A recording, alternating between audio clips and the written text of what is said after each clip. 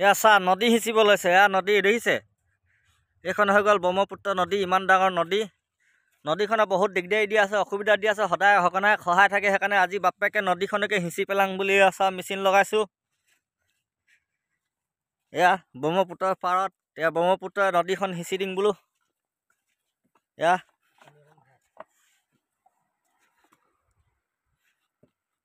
ঐ শুকাব পাৰিম না নদীখন? কিমান দিন লাগিব শুকাবলৈ নদীখন? দুদিন লাগিছে ন? এয়া চা দুদিনত শুকুৱাই দিব লৈছে। মোৰ মেচিনৰ পাৱাৰ চা কিমান পাৱাৰ আছে মোৰ মেচিনে। এয়া ব্ৰহ্মপুত্ৰ নদী শুকুৱাই দিব লৈছে।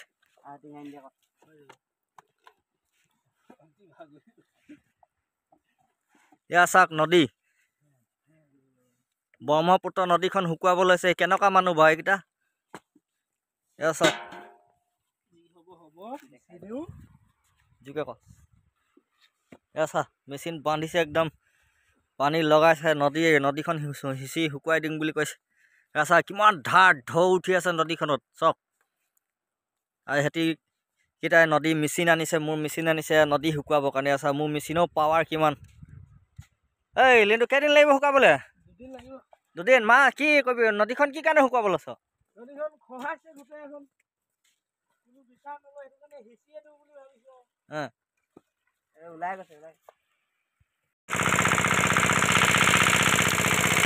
ব্ৰহ্মপুত্ৰ নদী একদম উফন্দি আছে নদীখন।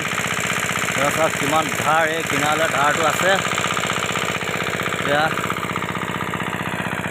এয়া মেচিন লগাইছোঁ। আপোনালোকে ভাবিছোঁ হয়তো এতিয়া কি পগলা হয়, এইকেইটা মেচিন লগাইছে নদীনো শুকাব পাৰিব নেকি? হয়, নদীৰ পৰা পানী টানিছে। এয়া চাওক এডাল পাইপেদি পানীটো গৈ আছে।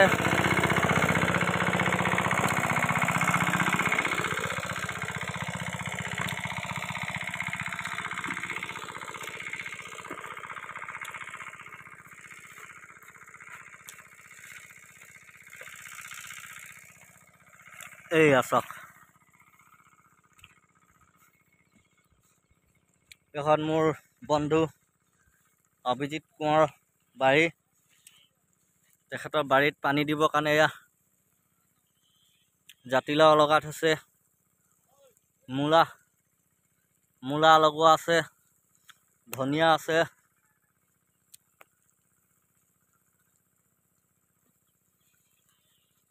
তিয়ঁহ লগাই থৈছে। এয়া পানী দিছেগৈ বাৰীত। এয়া ঐ পানীটো অকণমান দাঙি দেখাচোন।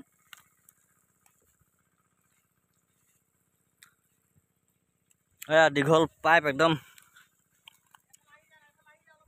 অলপ উঠাই দে, এনে পানীটো উঠাই দে, চিলকাই দে হৈ যাব।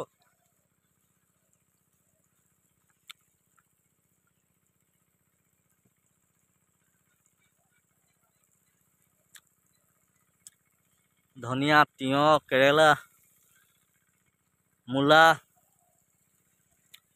এয়া চব পানী দি আছে।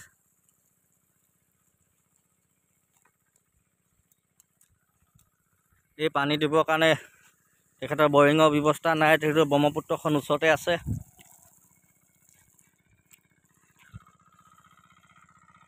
এয়া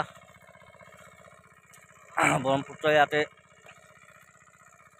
পানী দিছে, মেচিন চলি আছে।